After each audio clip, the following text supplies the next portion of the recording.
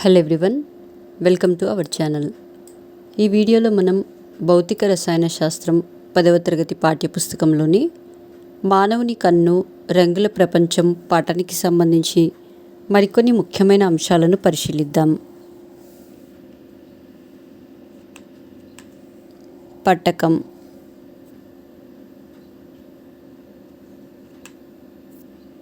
ఒకదానికొకటి కొంత కోణం చేసే కనీసం 2 సమతలాలతో పరిసర యానకం నుండి వేరు చేయబడి ఉన్న పారదర్శక యానకాన్ని పట్టకం అంటాం. పట్టకంలో ఒక సమతలంపై కాంతి పతనం చెందితే అది పట్టకం గుండా ప్రయాణించి రెండో సమతలం గుండా బయటకు వస్తుంది.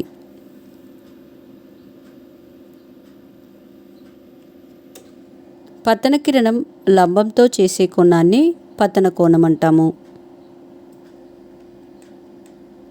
తలంపై గల బిందువు గుండా బయటకు వచ్చే కిరణాన్ని బహిర్గత కిరణం అంటాము. తలంపై బిందువు వద్ద గీసిన లంబానికి బహిర్గత కిరణానికి మధ్య కోణాన్ని బహిర్గత కోణమని అంటాం. పట్టకంలో 2 తలాల మధ్య కోణాన్ని పట్టక కోణం లేదా పట్టక వక్రీభవన కోణం అని అంటాం. పతన కిరణానికి బహిర్గత కిరణానికి మధ్య కోణాన్ని విచలన కోణం అని అంటాం. పట్టక వక్రీభవన గుణకం n = sin a + d/2 sin a/2.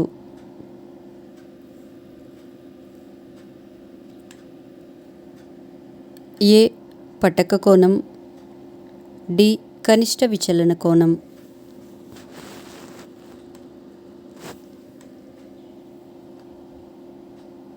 (60° పట్టక కోణం గల పట్టకం యొక్క కనిష్ట విచలన కోణం 30° అయిన పట్టకం తయారీకి వినియోగించిన పదార్థ వక్రీభవన గుణకాన్ని కనుగొనండి. ఇక్కడ ఇవ్వబడిన ఉదాహరణకు సాధనను పరిశీలించండి.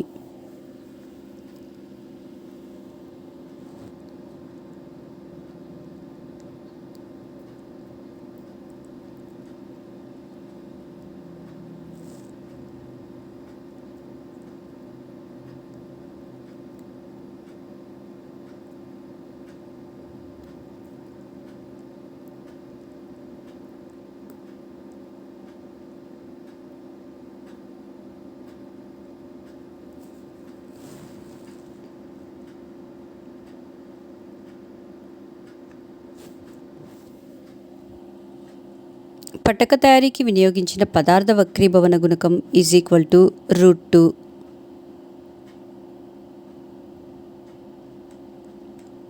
కాంతి విక్షేపణం. తెల్లని కాంతి వివిధ రంగులుగా విడిపోవడాన్ని కాంతి విక్షేపణం అంటాం. ఫెర్మాట్ సూత్రం ప్రకారం కాంతి కిరణం ఎల్లప్పుడూ తక్కువ సమయం పట్టే మార్గాన్ని ఎన్నుకుంటుంది. తెల్లని కాంతిని వివిధ తరంగదైర్ఘ్యాలు గల తరంగాల సముదాయంగా భావించవచ్చు. ఊదా రంగు కాంతి తరంగదైర్ఘ్యం తక్కువ, ఎరుపు రంగు కాంతి తరంగదైర్ఘ్యం ఎక్కువ. తరంగ సిద్ధాంతం ప్రకారం కాంతిని అన్ని దిశలలో ప్రయాణించే తరంగంగా భావించవచ్చు. కాంతి ఒక విద్యుదయస్కాంత తరంగం. దీనిలో ఏ కణము భౌతికంగా వెనుకకు ముందుకు డోలనాలు చేయదు. కానీ విద్యుదయస్కాంత తరంగంతో అనుసంధానం చెందిన విద్యుత్ అయస్కాంత క్షేత్రాల పరిమాణాలు తరంగంలోని ప్రతి బిందువు వద్ద ఆవర్తితమవుతాయి.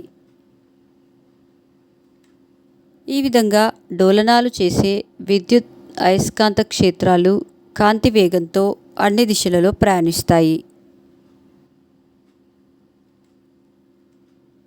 అన్ని రంగుల కాంతి వేగాలు శూన్యంలో ఒకే విధంగా ఉన్నప్పటికీ ఒక యానకంలో ప్రయాణించేటప్పుడు కాంతి వేగం దాని తరంగదైర్ఘ్యంపై ఆధారపడుతుంది. అందువల్ల కాంతి వివిధ రంగులుగా విడిపోతుంది. వక్రీభవన గుణకం అనేది శూన్యంలో యానకంలో కాంతి వేగాల నిష్పత్తి. యానక వక్రీభవన గుణకం కాంతి తరంగదైర్ఘ్యంపై ఆధారపడుతుంది. తెల్లని కాంతి ఒక యానకం గుండా ప్రయాణించినప్పుడు అందులోని ప్రతి రంగు దానికి తక్కువ సమయం పట్టే మార్గాన్ని ఎంచుకుంటుంది. అందువల్ల వివిధ రంగుల వక్రీభవనం వివిధ విచలనాలతో ఉంటుంది.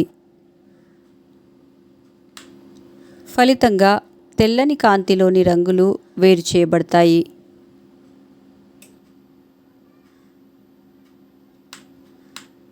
తరంగదైర్ఘ్యం పెరిగితే వక్రీభవన గుణకం తగ్గుతుంది. విద్యాల్లోని 7 రంగుల తరంగదైర్ఘ్యాలను పోల్చి చూస్తే ఎరుపు రంగు కాంతి తరంగదైర్ఘ్యం ఎక్కువ, ఊదా రంగు తరంగదైర్ఘ్యం తక్కువ.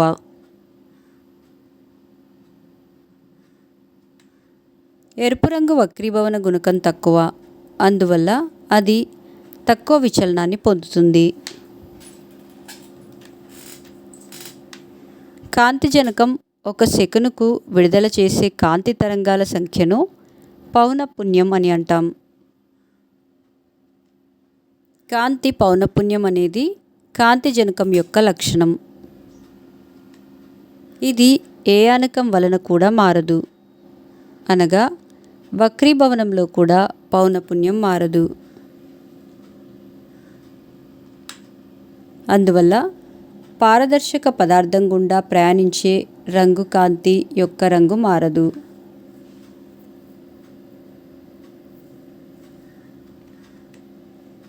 యానకాలను వేరు చేసే తలం వద్ద వక్రీభవనం సంభవించినప్పుడు 1 సెకండ్ కాలంలో ఆ తలంపై పతనమయ్యే తరంగాల సంఖ్య రెండో యానకంలోని ఏ బిందువు గుండా ప్రయాణించే తరంగాల సంఖ్యకైనా సమానంగా ఉంటుంది.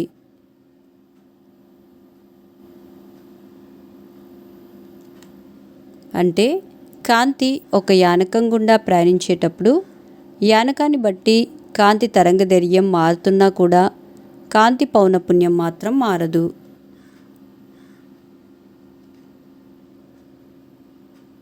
కాంతి తరంగ వేగం, తరంగదైర్ఘ్యం, పౌనఃపున్యంల మధ్య సంబంధం V = nu(λ).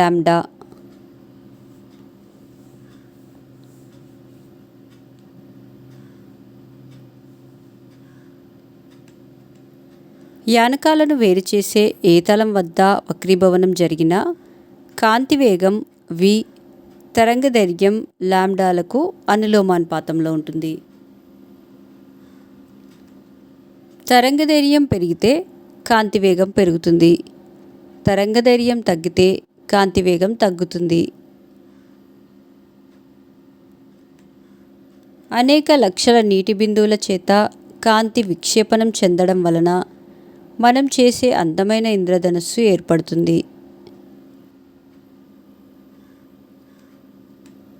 నీటి బిందువు పై ప్రాంతం నుండి సూర్యుని కాంతి కిరణం లోపలికి ప్రవేశిస్తుంది. ఇక్కడ జరిగే మొదటి వక్రీభవనంలో తెల్లని కాంతి వివిధ రంగులుగా విక్షేపణం చెంది ఎరుపు రంగు కాంతి తక్కువ విచలనాన్ని, ఊదా రంగు కాంతి ఎక్కువ విచలనాన్ని పొందుతాయి.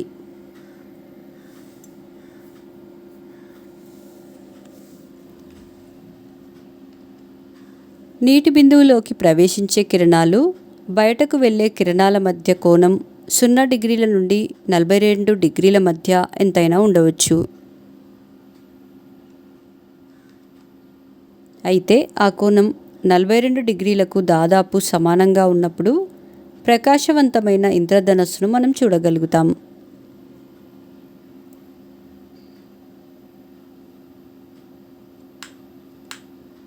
సూర్యకాంతి పుంజానికి నీటి బిందువుచే వెనుకకు పంపబడిన కాంతికి మధ్య కోణం 42 డిగ్రీలు ఉన్నప్పుడే మనకు ఎరుపు రంగు కనబడుతుంది.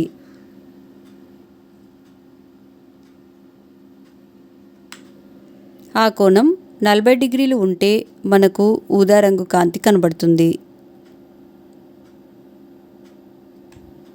40 డిగ్రీల నుండి 42 డిగ్రీల మధ్య కోణంలో విబ్జియాల్లోని మిగిలిన రంగులు కనిపిస్తాయి.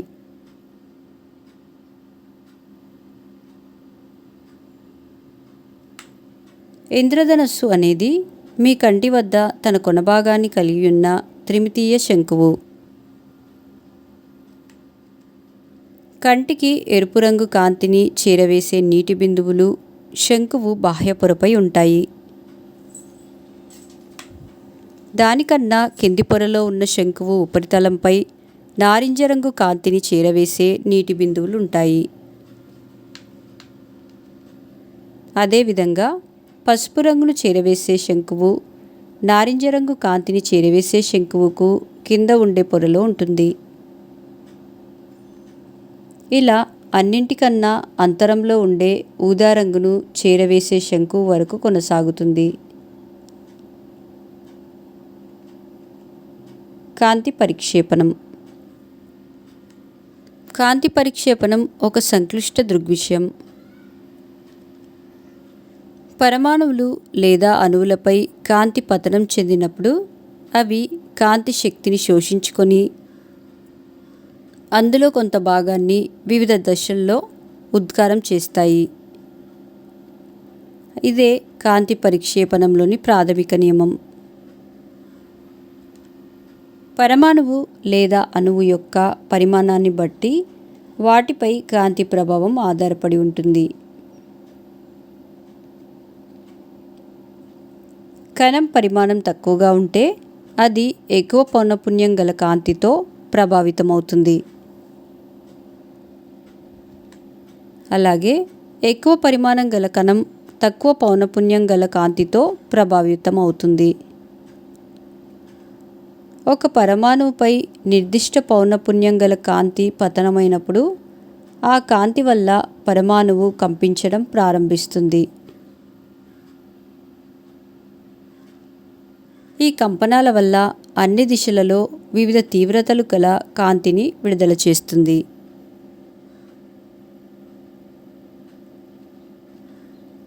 కాంతి ప్రయాణ దిశకు లంబంగా ఉన్న ఏకాంక వైశాల్యం గల తలం గుండా ఒక సెకను కాలంలో ప్రసరించే కాంతి శక్తిని కాంతి తీవ్రత అంటాము. కణం కాంతిని శోషించుకొని కంపనాలు చేస్తుంది. ఈ కంపనాల వలన ఆ కణం శోషించుకున్న శక్తిలో కొంత భాగాన్ని అన్ని దిశల్లో వివిధ తీవ్రతలతో తిరిగి ఉద్గారం చేస్తుంది. ఈ ఉద్గారాన్నే కాంతి పరిక్షేపణం అని అంటాము.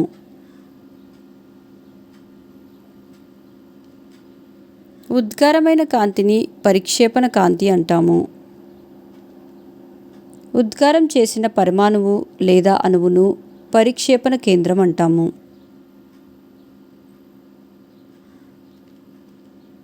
నిర్దిష్ట దిశలో అంటే కాంతి తీవ్రతను పరిశీలించే దిశలో వచ్చే పరిక్షేపణ కాంతికి పతన కాంతికి మధ్య గల కోణాన్ని పరిక్షేపణ కోణం అంటాం. పరిక్షేపణ కాంతి యొక్క తీవ్రత పరిక్షేపణ కోణాన్ని బట్టి మారుతుంది.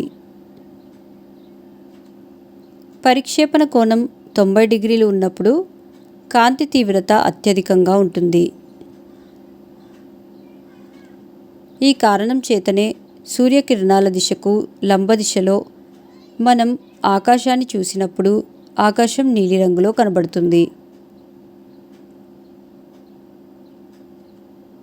మనం చూసే దిశ కోణం మారితే ఆ నీలిరంగు తీవ్రత కూడా మారుతుంది. వాతావరణంలోని నైట్రోజన్, ఆక్సిజన్ అణువులే ఆకాశపు నీలిరంగుకు కారణం. ఈ అణువుల పరిమాణం నీలిరంగు కాంతి తరంగదైర్ఘ్యంతో పోల్చదగిన విధంగా ఉంటుంది. ఈ అణువులు నీలిరంగు కాంతికి పరిక్షేపణ కేంద్రాలుగా పనిచేస్తాయి. వాతావరణంలో వివిధ పరిమాణాలు గల కణాలుంటాయి. వాటి పరిమాణాలకు అనుగుణంగా అవి వివిధ తరంగదైర్ఘ్యాలు గల కాంతిని పరిక్షేపణం చేస్తాయి. N2, O2 అణువుల కన్నా నీటి అణువు పరిమాణం ఎక్కువ. కాబట్టి అది నీలిరంగు కాంతి కంటే తక్కువ పౌనఃపున్యాలు గల కాంతులకు పరిక్షేపణ కేంద్రంగా పనిచేస్తుంది. వేసవి రోజుల్లో ఉష్ణోగ్రత ఎక్కువగా ఉండటం వల్ల వాతావరణంలోకి నీటి ఆవిరి చేరుతుంది. తద్వారా వాతావరణంలో నీటి అణువులు అధిక స్థాయిలో ఉంటాయి. ఈ నీటి అణువులు ఇతర పౌనఃపున్యాలు గల కాంతులను పరిక్షేపణం చేస్తాయి. N2O2ల పరిక్షేపణం వల్ల వచ్చే నీలిరంగు కాంతి, నీటి అణువుల పరిక్షేపణం వల్ల వచ్చే ఇతర రంగుల కాంతులు అన్నీ కలిసి మన కంటిని చేరినప్పుడు తెలుపు రంగు కాంతి కనబడుతుంది.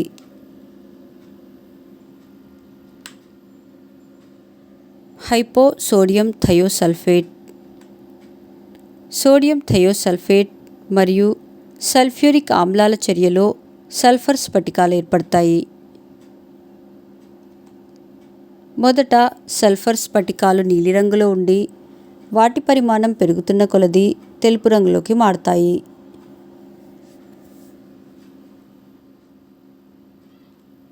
దీనికి కారణం కాంతి పరిక్షేపణం.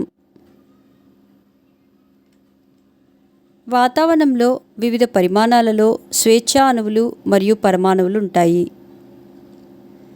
ఇవి వాటి పరిమాణాలకు అనుగుణంగా వివిధ తరంగదైర్ఘ్యాలు గల కాంతిని పరిక్షేపణం చేస్తాయి. వాతావరణంలో ఎరుపు రంగు కాంతి తరంగదైర్ఘ్యంతో పోల్చగల పరిమాణం గల అణువులు చాలా తక్కువగా ఉంటాయి. కనుక ఎరుపు రంగు కాంతి మిగతా రంగుల కన్నా తక్కువగా పరిక్షేపణం చెందుతుంది. సూర్యోదయం, సూర్యాస్తమయ సమయంలో సూర్యుని నుండి వెలువడే కాంతి మన కంటికి చేరడానికి భూవాతావరణంలో అధిక దూరం ప్రయాణించాల్సి ఉంటుంది. ఎరుపు రంగు కాంతి తప్ప మిగిలిన అన్ని రంగుల కాంతులు అధికంగా పరిక్షేపణం చెంది కాంతి మన కంటిని చేరేలోపే ఆ రంగులన్నీ కనుమరుగవుతాయి. ఎరుపు రంగు కాంతి తక్కువగా పరిక్షేపణం చెందడం వల్ల అది మన కంటికి చేరుతుంది. ఫలితంగా సూర్యుడు సూర్యోదయం, సూర్యాస్తమయ సమయాలలో ఎరుపుగా కనిపిస్తాడు.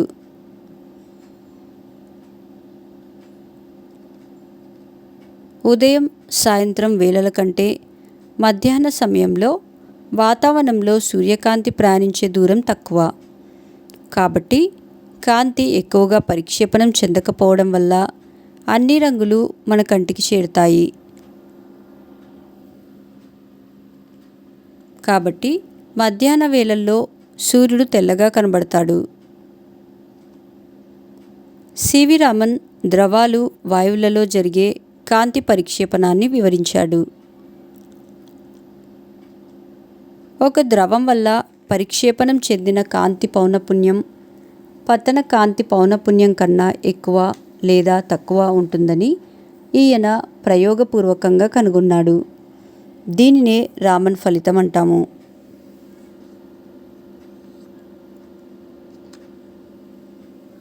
మా నెక్స్ట్ వీడియోస్ యొక్క నోటిఫికేషన్ మీకు రావాలంటే మా ఛానల్ని సబ్స్క్రైబ్ చేసి బెల్ బటన్ నొక్కగలరు. అలాగే మా వీడియోస్ని లైక్ చేసి షేర్ చేయగలరు.